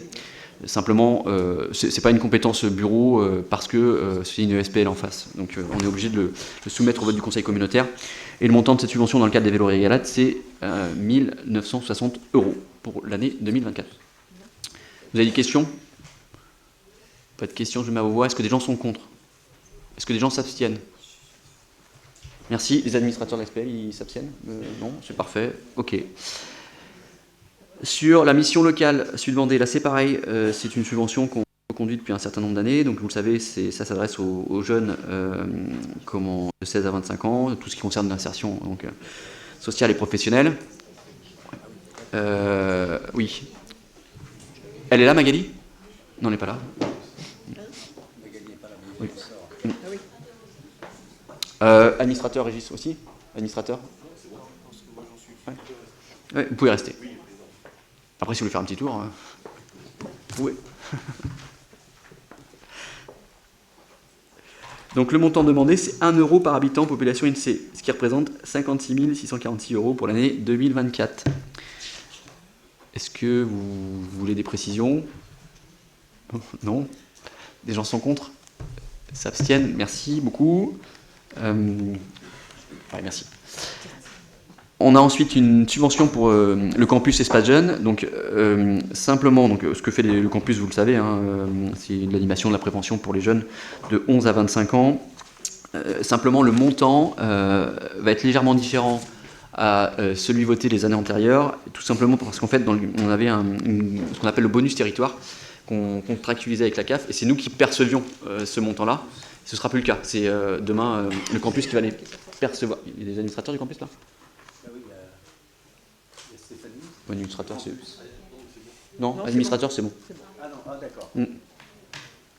Donc du coup, le montant est un peu moindre parce qu'effectivement, c'est le campus qui va toucher directement en fait, la subvention de la CAF pour le bonus territoire. Donc ce qu'on vous propose d'inscrire, on est sur 3 années, hein, on est sur ce qu'on appelle une convention d'objectif, puisqu'on dépasse le montant de 23 000 €. Et donc ce qu'on vous propose, c'est 28 758 € pour l'exercice 2024, 25 et 26. Des questions?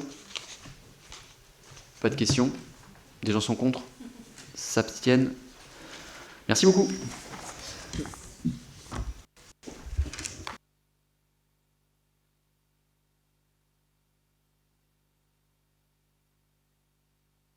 De toute façon, merci pour la délibération suivante pour le FSL.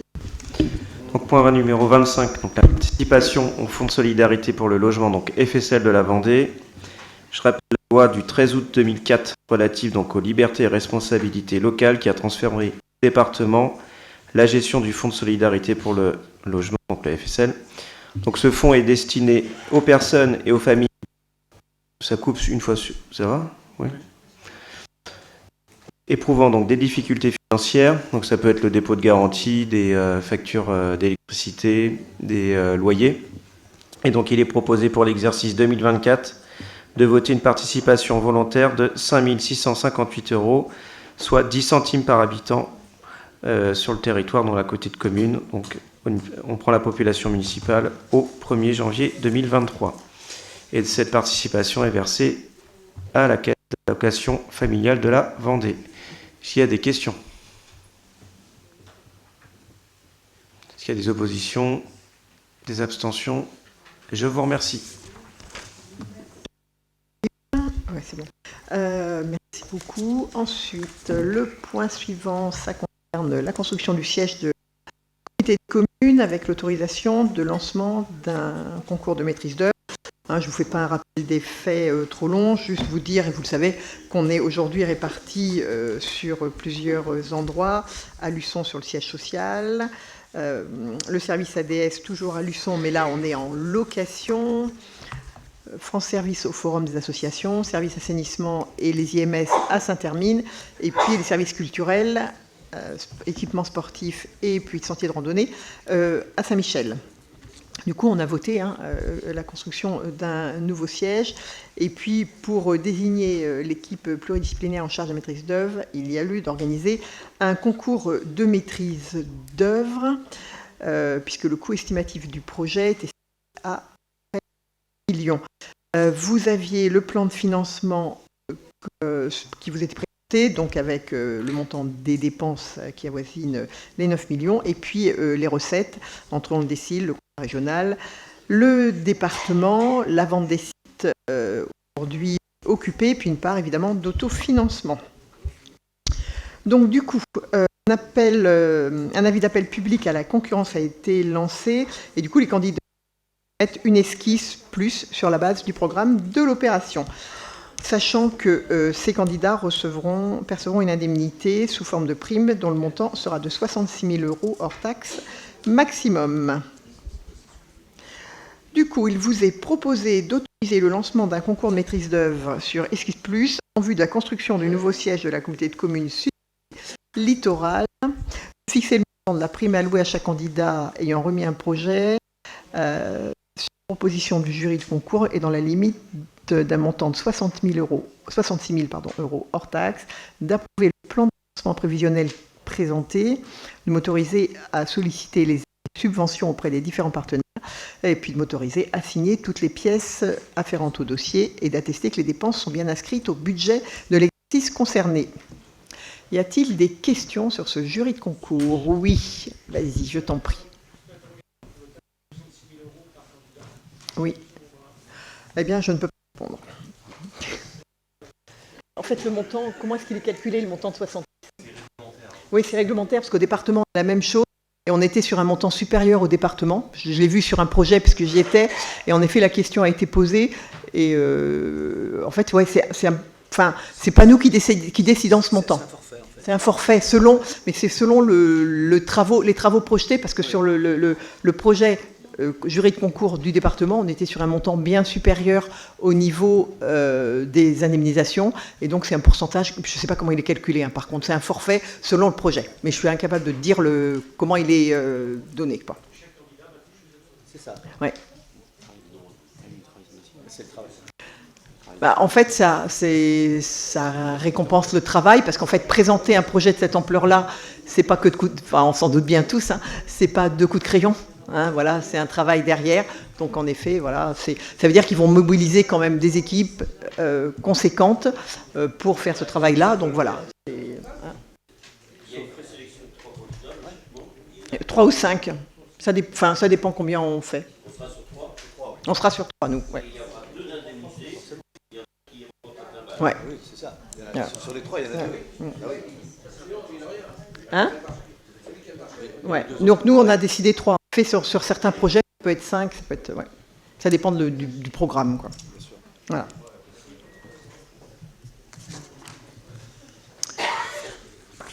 Je mets aux voix. Y a-t-il des voix contre? Des abstentions? Je vous remercie. Le point suivant, on est toujours sur le siège, mais du coup pour la composition du jury, oui. Et du coup, là, il vous est noté que les membres élus de la commission sont membres de droit du jury. Et puis, ensuite, il y a des gens qui seront désignés, qui seront nommés pour nous assister dans cette session-là. Il ne marche pas très bien, mon micro. Ouais, il faut que je change de micro parce que c'est pas... Oui, mais en effet, il ne marche pas très très bien. Donc voilà, donc du coup, c'est les membres, dans un premier temps, de la commission d'appel d'offres. Vous avez la liste dans votre document avec les membres titulaires et les membres suppléants. Ensuite, on a, donc moi en plus, Monsieur Perrin, le directeur général des services, et puis les personnes qualifiées qui vont être désignées nominativement ultérieurement. Donc voilà, donc il vous est proposé d'approuver la composition du jury telle que je viens de vous l'énoncer. Y a-t-il des questions? Non. Je mets aux voix. Y a-t-il des voix contre? Des abstentions? Non. Je vous remercie. Et on poursuit avec dispositif d'aide aux entreprises. C'est Bruno qui prend la main. Oui, bonsoir. C'est un dispositif pour la société Atibel. Pardon, c'est juste une prorogation des délais. En fait, Atibel nous a demandé de proroger compte tenu du retard compris des investissements qu'ils vont faire. Je vous rappelle qu'ils investissent 4 248 887 € sur le site, qui est au Vendéopole, dont 1 242 000 étaient des dépenses éligibles. C'était un prêt sur notre dispositif financier numéro 1 de 40 000 €. Ce qu'il demande, c'est que l'on puisse proroger de 5 mois pour le démarrage du projet, de 1 an pour le mener à terme, puisque c'est plus long que ce qu'ils avaient prévu. Et ils devaient créer aussi 5 nouveaux ETP, et ils demandent aussi une prorogation d'1 an. Voilà. Donc ce qui est proposé, c'est d'accorder cette prorogation de délai pour la subvention. Y a-t-il des questions ? Non. Passer au vote. Quelqu'un est-il contre? Abstention? Non. Merci. Le deuxième point, c'est une cession. On continue à céder des locaux qui sont aujourd'hui loués. En l'occurrence, c'est aussi sur le Vendéopole, c'est céder une parcelle et son bâtiment à la société Nouvelle Coffer.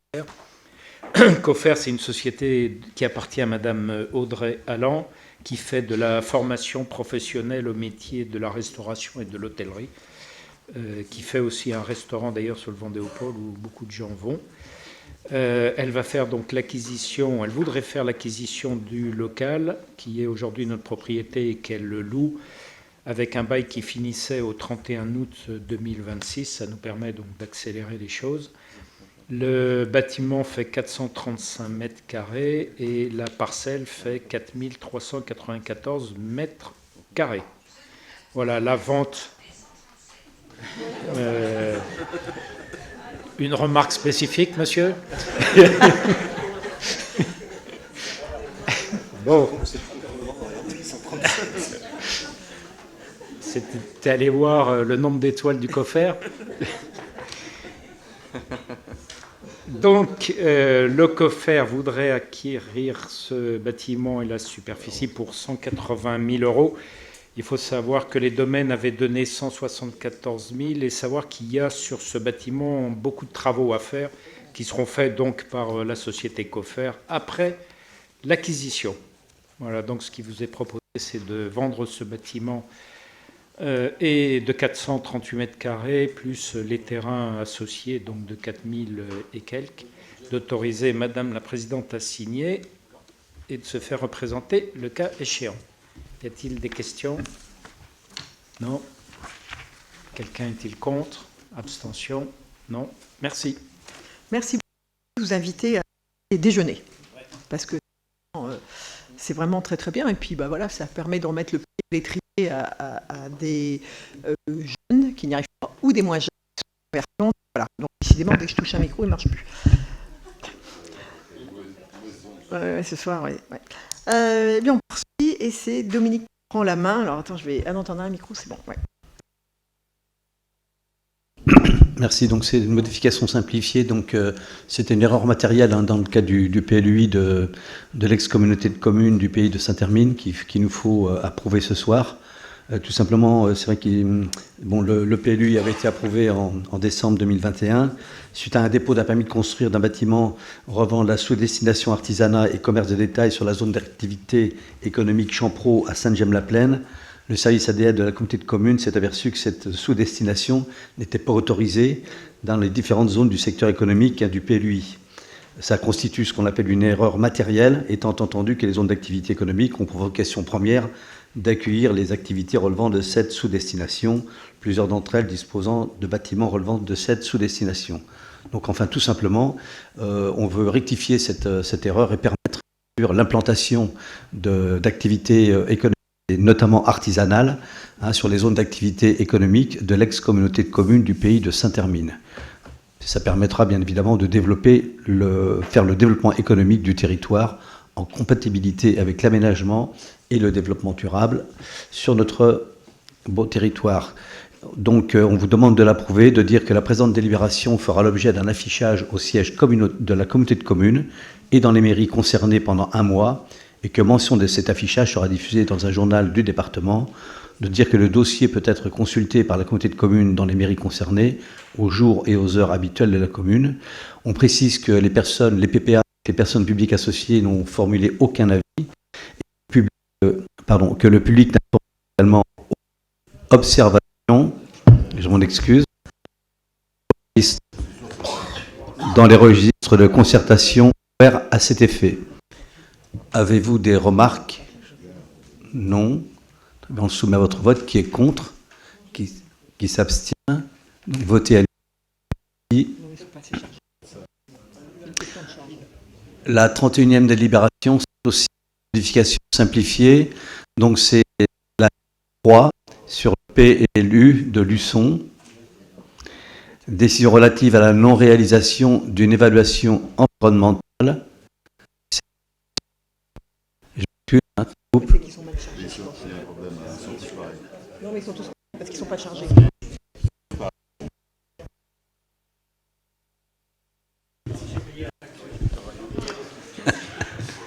Bien. On va essayer de reprendre. Donc concernant le PLU de Luçon, donc bon, je ne vais pas refaire l'historique, parce que le PLU de Luçon, par contre, il date de 2008, donc il a eu plusieurs modifications et plusieurs mises à jour, même une révision en 2011, et puis une nouvelle mise à jour en 2021. Et cette fois, le projet consiste à majorer la hauteur maximum de construction à l'égout en zone UA, hors du périmètre de la zone ZPPAUP, et de majorer la hauteur maximale de construction en zone 1 AUE le long de la route des Moutiers, dans une bande de 20 mètres comptée depuis la ligne d'accroche du bâti. En fait, jusqu'à présent, donc, la hauteur de 9 mètres à l'égout, dans le cadre de la zone UA hors périmètre des ZPPAUP, ne permet pas ou difficilement la réalisation de construction en R+2 plus comble.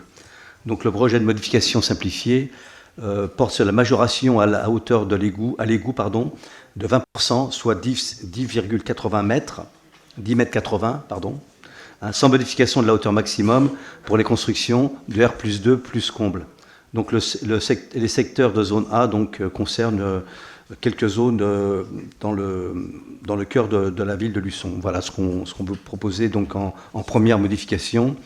Et la deuxième, donc c'est pareil, ça concerne la zone 1 AUE à l'est de la route des Moutiers, qui fixe sur une bande de 20 mètres comptée de la ligne d'accroche du bâti, figurant au plan de zonage une hauteur maximum de construction de 6 mètres. Cette hauteur de 6 mètres ne permet pas la construction de bureaux des activités industrielles de la zone, et à une hauteur maximum de 6,80 mètres qui est requise notamment pour le respect de la réglementation thermique des bâtiments. Donc ce qu'on propose, c'est de modifier une modification simplifiée portant la majoration de cette hauteur de 20%, soit à 7,20 mètres, sans modification de la hauteur maximum de construction de la zone 1 concernée dans les 20 mètres. Voilà donc sur cette deuxième délibération.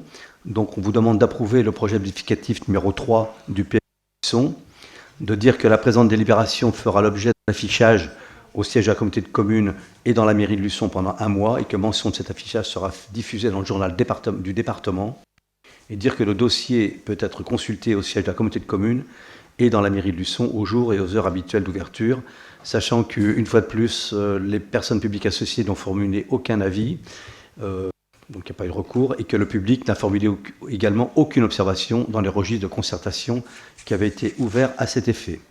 Voilà, donc avez-vous des remarques ? Je mets à votre vote qui est contre, qui s'abstient, voté à l'unanimité. Merci. Ok, merci Dominique. On passe au point suivant. Alors pour moi, ça va être très facile à présenter, en l'absence de Pierre, puisque c'est la fermeture définitive de la déchetterie de Moutiers-sur-le-Lait. Donc vous savez, on a engagé, il y a eu 2 champs. Il y a eu déjà un diagnostic du parc des déchetteries existantes, et puis en même temps notre volonté de restructuration et puis de réhabilitation pour certains outils. Et du coup, celle de Moutiers-sur-le-Lait, et ça je le confirme complètement, elle ne répond pas du tout aux exigences réglementaires et de sécurité. Et du coup, il vous est tout simplement proposé la fermeture définitive de la déchetterie située sur la commune de Moutiers-sur-le-Lait à partir du 1er janvier 2024, rétroactif. Y a-t-il des questions ? Voilà. Bon, je suis la principale concernée et ma population, évidemment, mais en même temps, on sait très bien que c'est la déchetterie qui nécessitait des réhabilitations énormes. Déjà, on n'a pas d'espace, et en plus, qui accueillait un nombre de passages le plus faible de notre territoire. Donc, pas de voix contre, pas d'abstention. Je vous remercie et je repasse la parole à Nicolas. Merci.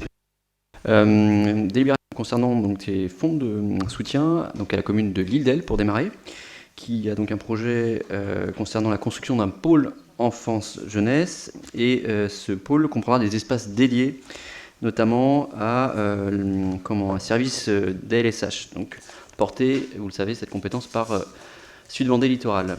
On a un montant de travaux qui s'élève dans le cadre du prévisionnel à 945 581,53 €. Et donc la commune nous sollicite pour un montant de 30 954 €, qui est donc un montant bonifié, puisque on est sur une compétence exercée par Sud Vendée Littoral. Des questions ? Pas de questions. Est-ce que des gens sont contre ? S'abstiennent ? Merci. Et la suivante concerne donc la commune de la Réorte, qui, elle, nous sollicite pour la réaffectation d'une friche semi-industrielle, à la fois pour mutualiser ses services techniques et ensuite pour y créer un espace associatif et un espace économique. On a un montant de travaux qui s'élève à 1 144 500,96 €. Le montant sollicité par la commune au titre du fonds de concours, c'est 23 950 €. Et ce qui vous est proposé, c'est effectivement d'allouer ce fonds de soutien à la commune de la Réorte. Est-ce que vous avez des questions? Pas de questions? Est-ce que des gens sont contre? S'abstiennent? Merci. Ok, merci. On poursuit avec la mobilité. René. Oui, Madame la Présidente. D'abord, je voudrais remercier tous ceux qui m'ont soutenu pendant ces 3 derniers mois, même ceux qui ne l'ont pas fait d'ailleurs, c'est pas... mais c'était très difficile, mais la vie continue, donc il faut être présent. Déjà dans mon intérêt, parce que si je ne faisais rien, je pense que j'irais mal. Et puis dans l'intérêt de l'intercommunalité, puisque je suis le vice-président et que je ne vais pas laisser les choses se faire sans moi. Voilà. Donc, Madame la Présidente, c'est un appel à projet de la MSA, donc, qui s'appelle Grandir en milieu rural, et qui est réservé non aux agriculteurs, mais aussi aux employés.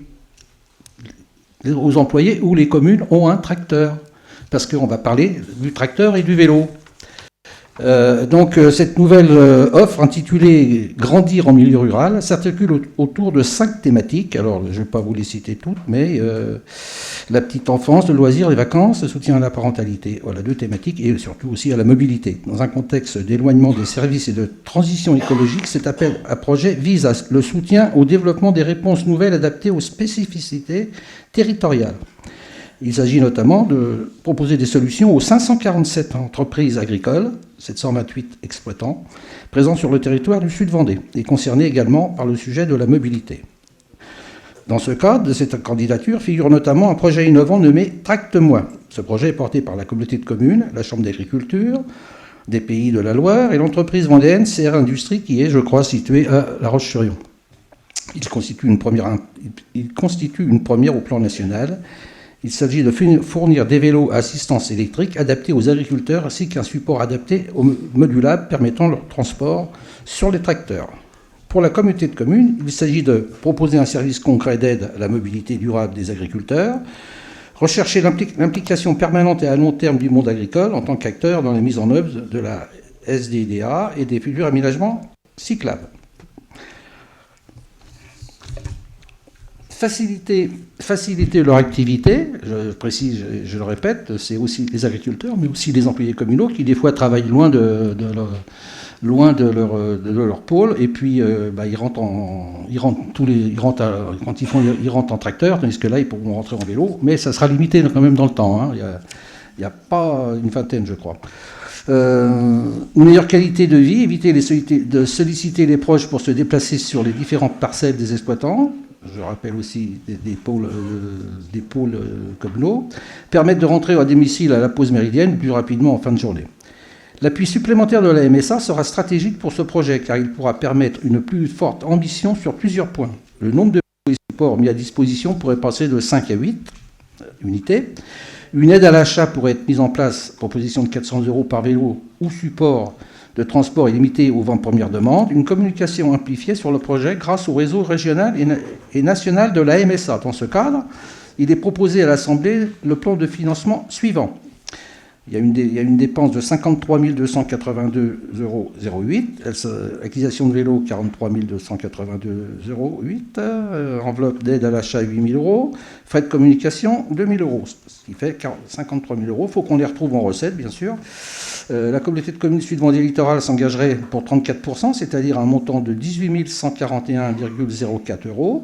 L'ADEME de 9 000 €, 17%. La MSA 26 141,04, 49%. Et on retrouve nos 53 282,08 €.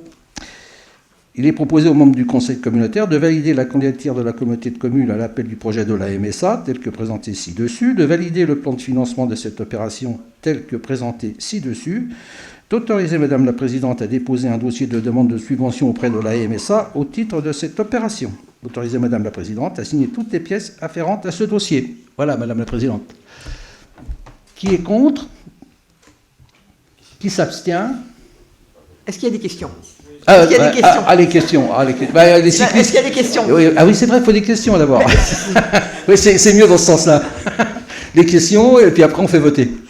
Remarquez, dans mon conseil, c'est ce que je fais en général. Mais là, bon, on est en pays conquis, comme dit l'autre. Est-ce qu'il y a des questions? Oui. Philippe, là-bas. Une question pratique. Les vélos, ils sont ensuite mis à disposition donc, des agriculteurs gratuitement ou il y a une location? C'est gratuit. Hein. Et pour le moment, il n'y a pas de location. Il n'a pas été...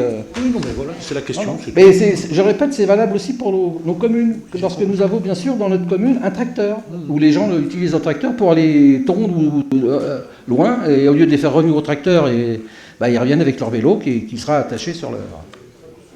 Voilà. Leur vélo électrique, hein, je précise. Est-ce qu'il y a d'autres questions?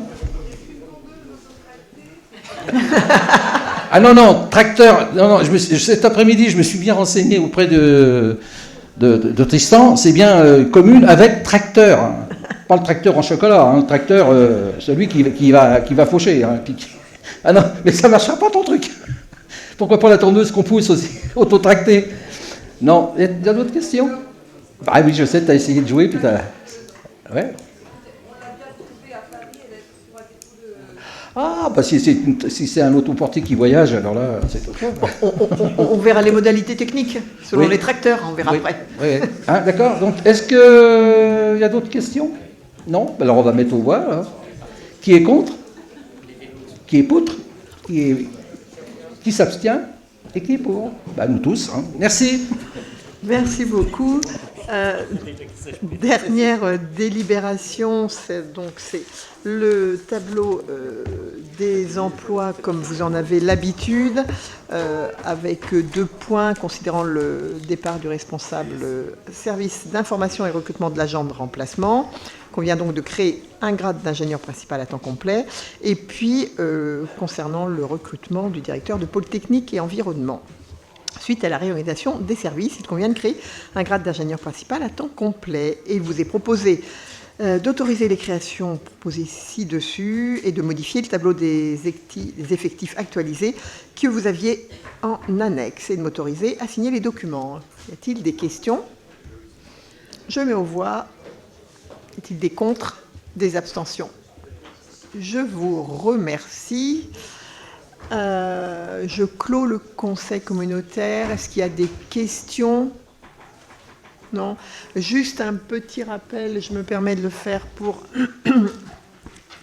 l'Office de tourisme qui nous invite et vous invite à une soirée le 10 avril pour dévoiler la nouvelle identité lors d'une soirée pleine de surprises. Vous avez un petit QR code derrière pour vous inscrire s'il vous plaît.